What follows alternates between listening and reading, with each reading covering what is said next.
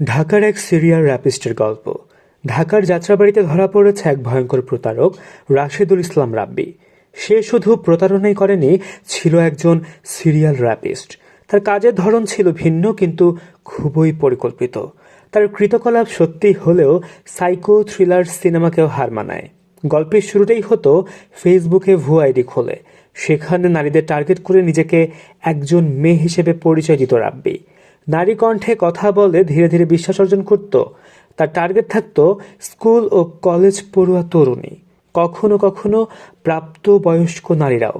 বন্ধুত্ব গড়ে ওঠার পর উপহার দেওয়া বা দেখা করার কথা বলে ডেকে নিত যাত্রাবাড়ির নির্জন এবং নির্মাণাধীন ভবনে।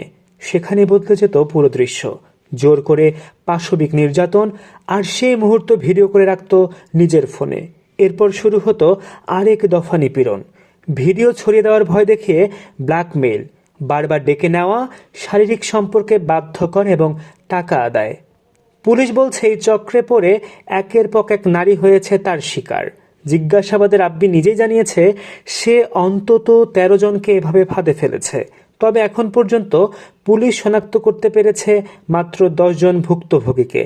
প্রতিটি ঘটনার পেছনে একই কৌশল: ভুয়া পরিচয়, বিশ্বাস, তারপর ফাঁদ।